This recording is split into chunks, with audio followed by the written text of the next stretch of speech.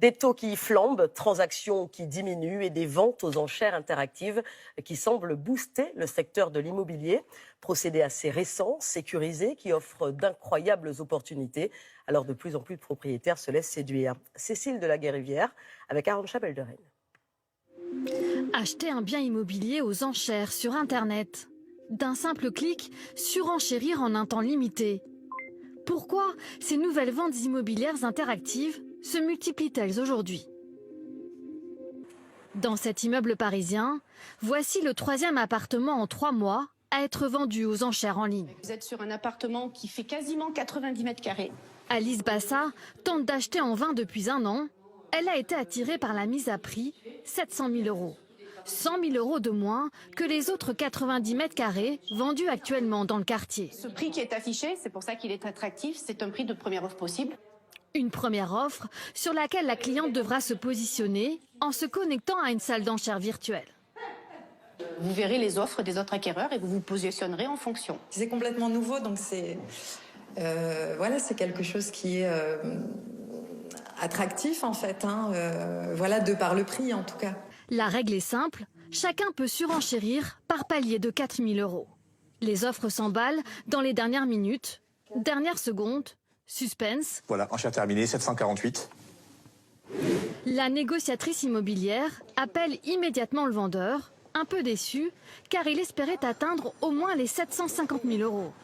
On n'est pas très éloigné. On verra les différents dossiers, mais je pense que ça serait sage, ça serait vraiment sage d'accepter. Donc la conjoncture devient de plus en plus dure. Oui, tout à fait.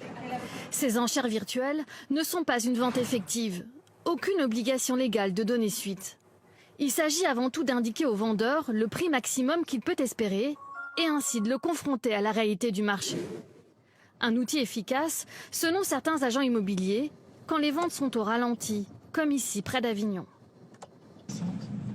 Aujourd'hui, quand on met une maison à la vente, c'est plus comme il y a ne serait-ce que 6 mois. Il y a 6 mois, on avait beaucoup d'acquéreurs et donc on pouvait encore se permettre d'avoir des prix un peu hauts. Et aujourd'hui, on les a plus, ces acquéreurs.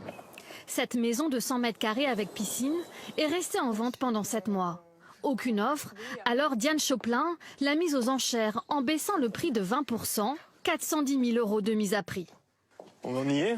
Félicitations. Ce couple qui cherchait une maison depuis 2 ans a remporté l'enchère, 418 000 €.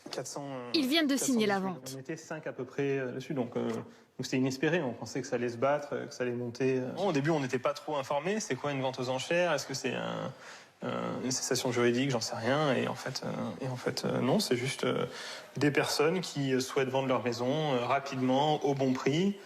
Et au final, ça arrangeait tout le monde. Nous, en une semaine, on a eu la maison. Alors, depuis quelques mois, dès qu'une annonce traîne trop longtemps dans son agence, Diane Choplin n'hésite plus à faire basculer le bien aux enchères interactives. Il ne s'est rien passé, moi je partirai à 450. Ça pense quoi? C'est une bonne idée. Le but, c'est pas du tout de casser le marché, c'est de vendre au juste prix. Et donc d'accélérer les ventes. Et d'accélérer les ventes, évidemment. Comme dans une vente classique, les acheteurs peuvent se rétracter à tout moment jusqu'à la signature du compromis.